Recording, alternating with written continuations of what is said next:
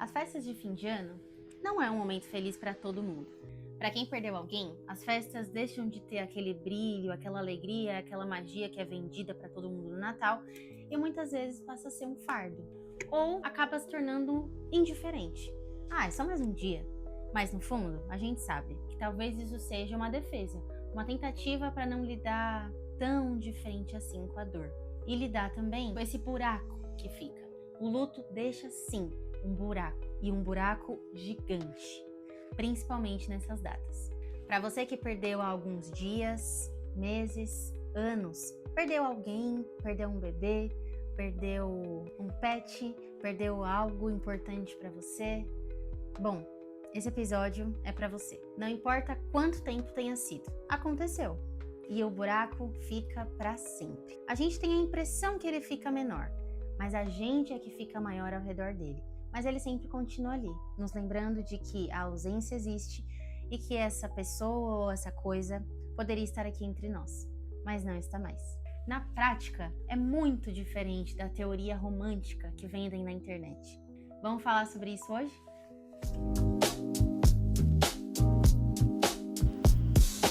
Brigadeiro de laranja. Minha mãe fez essa receita um dia, eu nunca mais esqueci. Ela é uma delícia e ela é feita em 2 passos, tá? Você vai precisar de 2 panelas.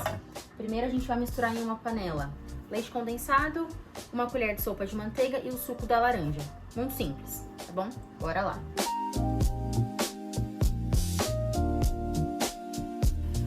Mexe, mexe, mexe até ficar ponto de brigadeiro. Na outra panela a gente vai colocar creme de leite. É melhor que seja o creme de leite de latinha, se você puder, para essa receita. Como eu não tinha, eu tô usando essa mesa. Aqui a gente vai jogar a casca da laranja. Eu separei aqui. Por que a casca? Porque a casca, ela é que vai dar o aroma da laranja. O que mais tem o aroma da laranja é a casca, tá bom? Pra dar um toque especial, que fica a seu critério ou não, é opcional se você gostar. Vamos colocar um pouquinho de erva doce. Erva doce, ela vai dar um cheiro, sabe? Vai dar um aroma, assim, também, junto com a laranja. E aí a gente vai deixar isso aqui pegar sabor.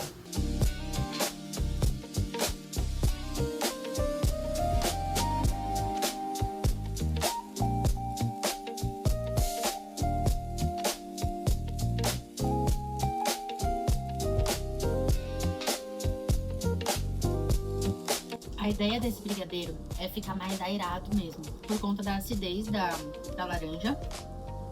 Fica uma textura que te abraça.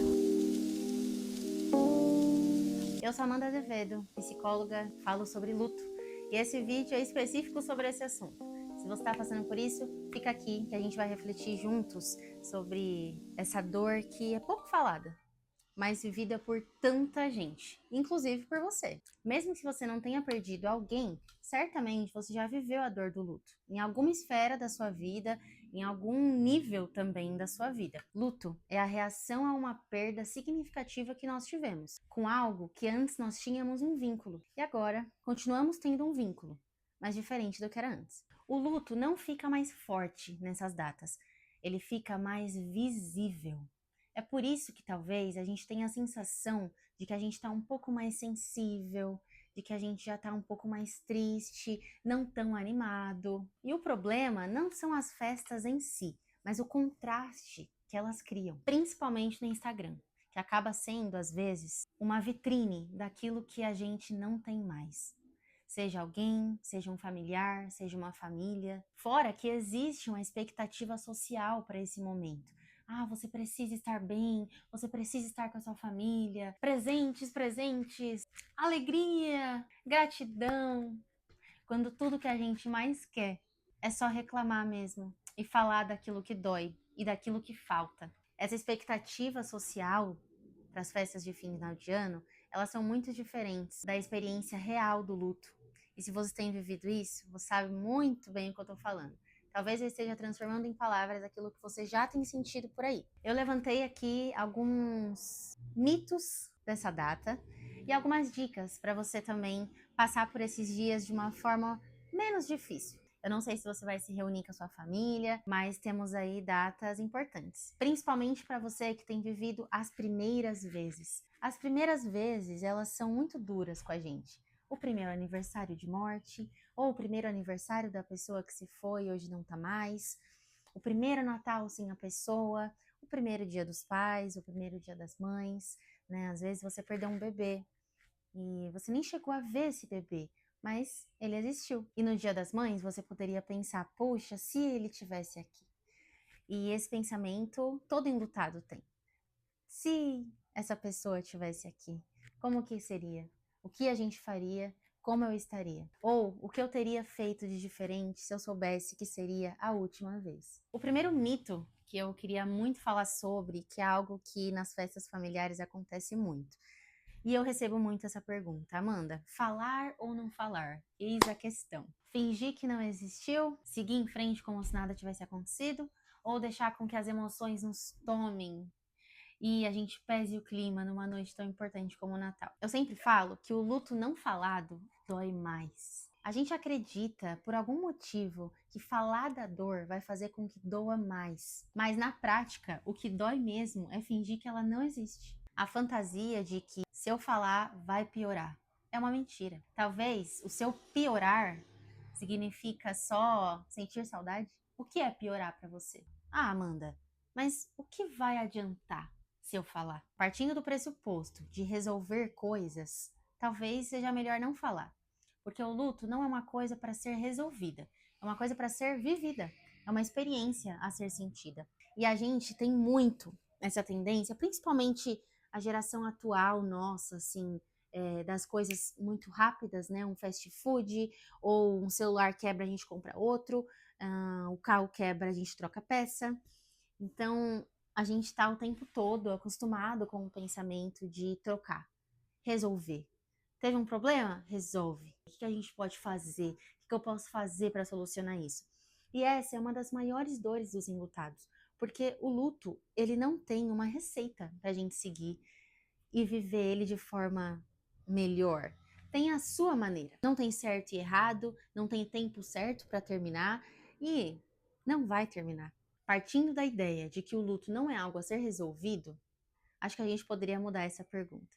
O que vai adiantar você falar? O que vai acontecer se você falar? O que vai acontecer se você sentir? Qual o seu medo em sentir essa dor? Qual o seu medo em sentir saudade? Chorar? E aos poucos a gente vai se desautorizando a sentir, a simplesmente falar o que dói, a simplesmente derramar uma lágrima. E é justo que você derrame, pelo tanto de coisas que você perdeu ou pela relevância da pessoa que você perdeu. Você não acha que a emoção é, no mínimo, uma expressão legítima de você expressar nesse dia? Fingir que tá tudo bem no momento pode parecer a melhor saída para você, mas a longo prazo, ela não é muito sustentável. E familiarmente falando, é muito legal quando a gente pode ter a oportunidade de se identificar com a dor do outro. Quando o outro finge que tá tudo bem, eu também sou obrigada a fingir que tá tudo bem. E se eu não finjo, talvez eu seja a emocionada. Pessoas intensas demais que não têm medo de mostrar o que sentem, geralmente são taxadas como pessoas emocionais demais, quando na verdade elas só tiveram a coragem de mostrar o que estão sentindo. E em contraste com a pessoa que finge, ela parece extremamente exagerada. Mas entre a pessoa que finge e a pessoa que exagera, não muda nada. São dois extremos de uma coisa que é normal. Fingir que tá tudo bem é impossível, porque não está tudo bem. Estaria tudo bem se essa pessoa estivesse aqui. Fingir que ela não existiu não só é um desrespeito com a sua própria dor, mas talvez seja um desrespeito com essa pessoa que partiu. Ela foi importante na família, ela foi importante para você. Por que não fazer um prato preferido para ela? Bom, eu já tô dando spoiler de algumas dicas que eu vou dar no final, mas é importante que a gente tenha autorização. E você se dê a autorização e dê autorização para sua família também sentir. É muito legal quando a gente não tem medo de falar da dor, porque ela passa a ser algo que a gente não precisa esconder debaixo do tapete. A gente pode trazer ela para fora, a gente pode entender o que ela está querendo dizer para nós nesse momento. Quando eu trago a dor e ouço ela me diz o que eu preciso. Amanda, como assim dizer o que eu preciso? Bom, será que nesse Natal vocês precisem fazer algo de diferente? Será que a gente pode assistir o filme preferido da pessoa que se foi? ou a gente pode fazer alguma comida preferida, não tem regras. Tem aquilo que é importante para você. E claro, sempre vai ter o conflito familiar de quem quer falar versus quem não quer falar. É muito ruim também estragar o clima. Mas existe a possibilidade de acordos emocionais. E é muito legal a gente ter esses acordos. Não precisa ser com a família inteira. Se você se sentir à vontade, pode ser com uma ou duas pessoas ali, um irmão seu, né, uma tia. Falar, puxa, tia, eu realmente não me sinto à vontade hoje de falar do meu pai. Ou, tia, vamos falar do meu pai hoje? Vamos relembrar as memórias que a gente teve com ele nesse ano? Ou a gente pode fazer um acordo de vamos falar um pouco só? Quando surgir a oportunidade. E aí esses acordos eles são muito legais, porque não vai ter a possibilidade, ou a possibilidade vai ser muito menor, de alguma coisa sair do controle, porque o combinado já foi feito antes. Nessas festas de fim de ano, acontece ao mesmo tempo vários lutos, mas os que a gente mais consegue observar é o luto coletivo. Então toda uma família acaba perdendo também, né? Quando uma pessoa morre, no mínimo 5 pessoas estão enlutadas. Quando junta todo mundo, então junta muitas dores. E aí a gente entra no outro luto, que é o luto individual. Cada um vai sentir de um jeito. E tem uns sim que vão sentir mais do que outros. Provavelmente esses que vão sentir mais é os que tinham mais vínculo com a pessoa que faleceu. E para quem não tinha tanto vínculo assim, parece até que a pessoa que sente mais é exagerada, mas é só porque o processo dela precisa de muito mais adaptação do que para outra pessoa. Outro luto que acontece são os lutos que acontecem com a perda da pessoa. Então, a gente perdeu a pessoa, mas a gente também perdeu a possibilidade de coisas que a gente poderia viver com ela. Puxa, e se ela tivesse aqui? Então, são outros lutos que a gente vive com o luto. Os sonhos que a gente não conseguiu realizar. Ah, o sonho da pessoa era ir para o Nordeste. Ou o sonho da pessoa era fazer uma viagem em volta ao mundo, ou era andar de barco, ver meus netos, né, ver meus filhos, ter netos. Então, são diversos lutos que a gente vive, e nesse momento onde une todo mundo, é onde une as dores também. E é por isso que fica tão desafiador. E algo que vem acompanhado do luto é o respeito. A gente precisa respeitar como o outro tem sentido a dor. Se faz sentido para ele visitar o túmulo, levar flores, por que não? Se não faz sentido para você, tudo bem, mas para o outro faz. Então é muito importante que no luto a gente tenha essa consciência de que às vezes o que é importante para mim não é para o outro e vice-versa. E no Natal é quando a gente mais quer, né, ou mais ouve também essas opiniões. Ai, nada a ver levar flor no túmulo, nada a ver para você. Então a gente precisa, claro, pensar no que vai falar, né? Para que você não invalide também a experiência do outro, mas também aprender a ouvir. Às vezes a gente vai ouvir sim coisas desconfortáveis, coisas que a gente não gostaria. E aí cabe a você engolir, depois resolve, engolir e passar e deixar para lá porque não vale a pena, ou estabelecer limites respeitosamente, dentro dos limites possíveis ali. Puxa, eu não gostaria que você falasse assim, é um processo que eu tenho vivido muito individual. Existem formas e formas da gente estabelecer limites, e eles são muito importantes. Outro mito, que assim, esse tá no top quase primeiro, que é a culpa em comemorar. A culpa que o enlutado sente em sentir alegria. Amanda, como que a gente vai fazer uma festa como a gente fazia antes? Como que a gente vai fazer um churrascão com pagode se essa pessoa não tá aqui? Eu me sinto traindo ela se eu me divertir. Eu sinto que se eu me divertir, se eu sorrir, se eu sambar, eu tô sendo infiel com essa pessoa que partiu. E sim, eu entendo você. É muito ruim a gente comemorar algo sem a pessoa que a gente sempre comemorou junto.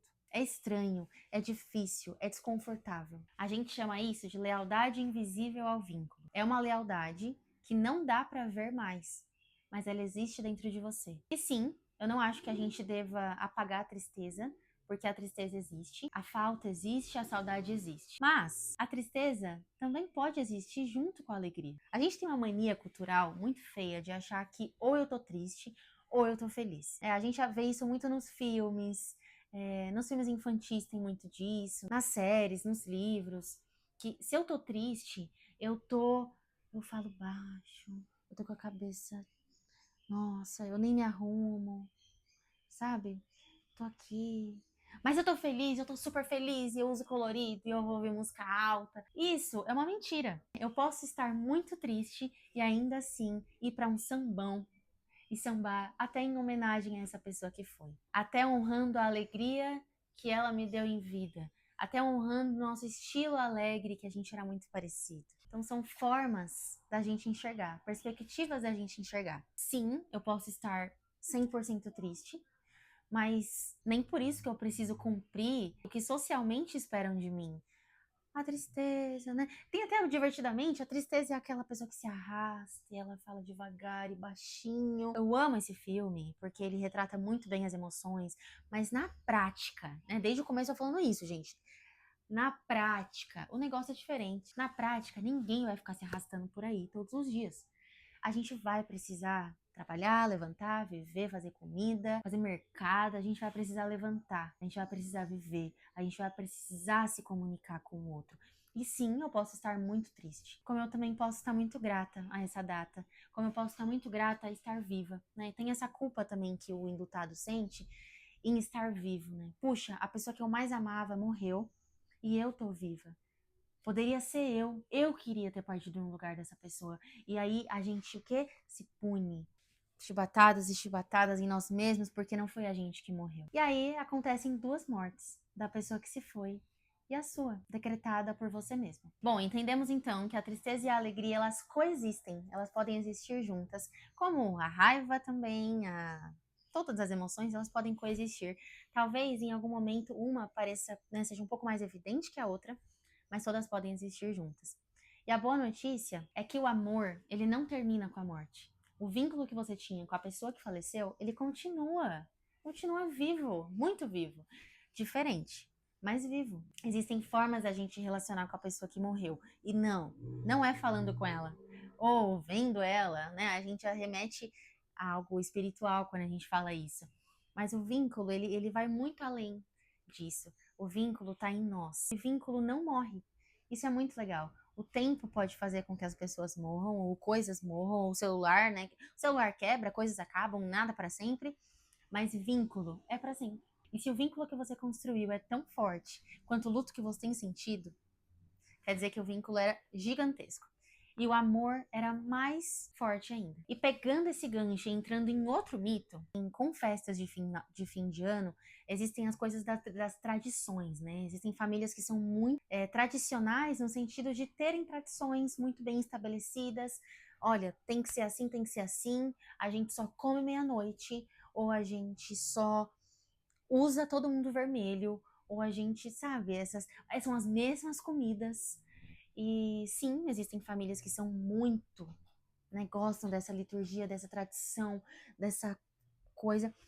Mas, quando uma pessoa parte, isso eu vejo muito na clínica, né, o quanto as coisas mudam e o quanto as coisas podem mudar. E esse é o tópico de agora. Você pode se dar permissão para fazer diferente agora. Você tem permissão para não participar. Você tem permissão de ir embora mais cedo. Você tem permissão de mudar tradições. Você tem permissão de incluir tradições. Excluir algumas. Claro, isso combinado, conversado, né, com a sua família, de uma forma que todo mundo se sinta bem também com essa mudança. Claro que mudança para o nosso cérebro é sempre vista como uma ameaça. Ninguém gosta de mudar. É desconfortável fazer diferente do que a gente está acostumado a fazer. Mas é importante que nesse momento a gente se sinta pelo menos na permissão, na autorização de poder fazer diferente. Você tem permissão para criar novos rituais, né? Esses rituais que a gente fala são as tradições, né? O ritual de abrir presentes, vários rituais. O ritual de fazer algo na casa de alguém. A gente pode fazer diferente desse ano. A gente pode fazer algo novo ou tentar fazer algo novo, que talvez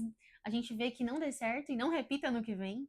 Mas a gente tentou. A gente tem permissão também para se proteger emocionalmente. E isso é algo que a gente trabalha muito na terapia, né? Eu tenho trabalhado muito isso com meus pacientes nesse final de ano. O quanto que é importante essa proteção emocional. Não no sentido de você estar fechado, mas no sentido de você estar seguro nesse ambiente. Se para vocês é muito difícil fazer o Natal ou comemorar alguma data na casa onde o falecido morava, por que não esse ano fazer em outro lugar? Por que não pegar um Airbnb e todo mundo vai junto? Sabe? São ideias que a gente às vezes, por estar tão presos, rígidos naquilo que a gente sempre fez. A gente nem pensa em possibilidades de fazer diferente. E você tem permissão para sentir alegria sem culpa. Claro, talvez não seja na potência e na intensidade que você vivia antes. Você vai descobrir agora o seu novo ritmo de intensidade e alegria. O luto, ele gera uma exaustão muito grande pra gente.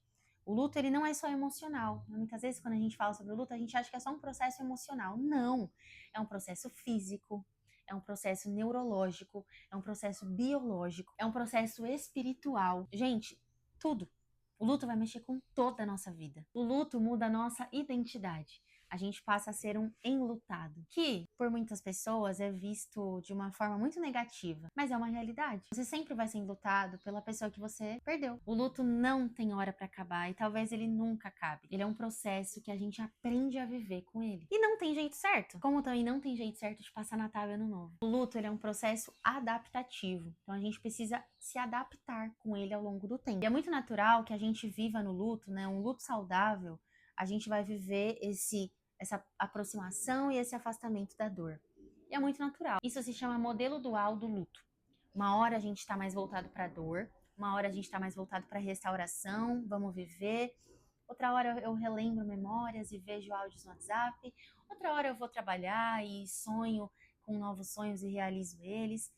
E aí a gente vai andando nesses dois polos, entre a dor e a vontade de viver. Não só a vontade, mas como a adaptação de viver essa vida sem essa coisa ou pessoa que você perdeu. Dicas práticas, agora, muito práticas, sem romantização, sem filtro, luto sem máscara, sem nada. Vamos falar real. Primeiro, viva o que você deseja, não o que esperam de você. Você não é obrigado a nada. Você não é obrigado a ser feliz o tempo todo. Você não é obrigado a mostrar aquilo que você não é. Você não é obrigado a dar conta de tudo. Pega leve. 2. Se você se sentir à vontade, honre a memória dessa pessoa que se foi, de alguma forma. Pode ser uma oração, pode ser uma música, o uso de uma roupa que a pessoa te deu, pode ser uma vela, pode ser uma foto, pode ser uma comida que a pessoa gostava, ou simplesmente falar o nome dela em voz alta, que para muitos é muito difícil. 3. Tá tudo bem falar sobre a perda. Ela aconteceu, é uma realidade. Como também, tá tudo bem você não falar sobre a perda. Tá tudo bem dizer, hoje eu não quero falar sobre isso, gente. As duas coisas são limites válidos e você precisa entender o que é melhor pra você e pra sua família. 4. Não se force a fingir que nada mudou. Tudo mudou. Talvez em outros anos você estivesse mais feliz. Sim, esse ano é diferente. Então vamos viver esse final de ano da melhor forma possível.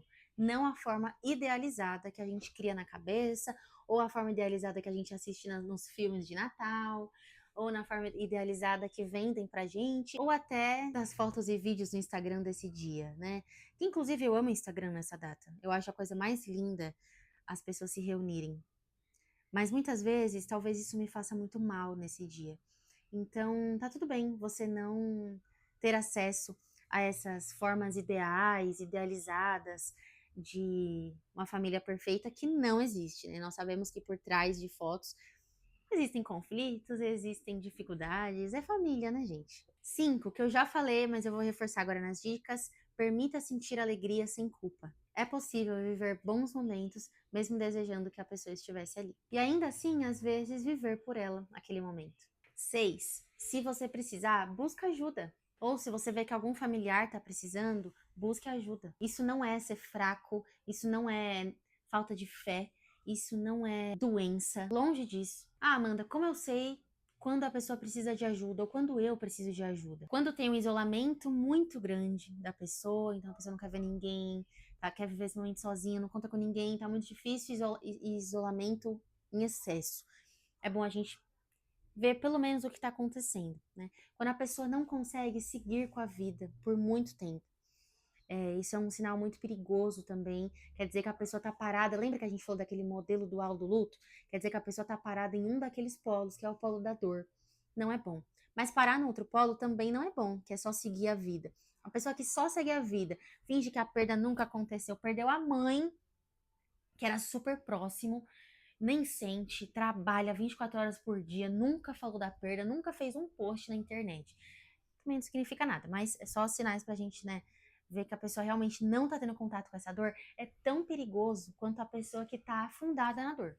Então, a gente precisa muito ficar atento a esses sinais. Festas de final de ano não são um teste de superação. Não é um teste pra gente ver quem tá bem e quem tá mal. Cada fim de ano vai ser diferente.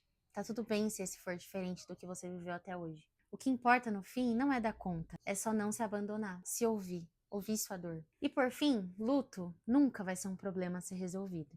Ele é um processo a ser sentido. Outra dica muito importante é você ter uma pessoa de referência. O que é uma pessoa de referência? É uma pessoa que você confia para esse momento. Uma pessoa que sabe do seu luto, sabe da sua dor, sabe do que você está passando. Uma pessoa que pode te ajudar em algum momento ali difícil que você viver na hora da festa. Uma pessoa que pode te defender, uma pessoa que pode te ajudar. É muito importante que a gente tenha esses combinados, né? Com essa pessoa de referência. Puxa, se você vê que eu não tô legal, eu vou te dar um toque e a gente vai embora, tudo bem? É importante a gente ter pelo menos uma pessoa ali para nos amparar e nos acolher nesse momento. E se você não tiver essa pessoa nesse dia, você vai precisar usar mais recursos seus, né? Se entendendo, estabelecendo limites. E é possível. Luto não combina com máscara. Luto não combina com filtro. O luto, ele combina com verdade. Ele combina com vulnerabilidade. Ele combina com adaptação. Ele combina com sinceridade. Se doer, dói. Se a lágrima vir, veio. E se vier o riso, que venha também. Se vier gargalhada, melhor ainda. O luto, ele não vai acabar nas festas de fim de ano. As festas de fim de ano não vão definir esse momento difícil pra você. Só vai ser um momento um pouco mais desafiador. E talvez o maior gesto de amor que você pode fazer com você e até com a sua família é não virar o rosto pro luto. É deixar com que ele apareça mesmo. E nos lembre que a gente teve uma grande oportunidade de amar muito e ser amado por essa pessoa. E do tanto que ela faz falta pra nós. E ele até nos ajuda também a aproveitar a vida hoje. O luto, apesar de ser muito triste, muito difícil, ele nos lembra que a vida tá acontecendo agora, nesse momento. Nós estamos aqui, vivos. Nós estamos passando esse Natal aqui. A gente nunca vai saber se esse vai ser o último para nós. E exatamente por isso, a gente escolhe estar ali, de corpo inteiro presente, sem reservas, sem defesas. Só estar mesmo. Acho que muitas vezes a presença, nossa presença, nós estarmos, é o maior presente que a gente pode dar para as pessoas. Se respeite, respeite o outro nesse momento também. E se você tem algum amigo ou familiar que tem vivido um luto, seja legal com ele. Pergunte sobre a perda, pergunta como tem sido viver esse processo, pergunta como você pode ajudar de alguma forma, se puder. E esteja. Para o enlutado, esse é o melhor dos presentes de Natal. Nos vemos no próximo vídeo e bora viver. Tchau, tchau!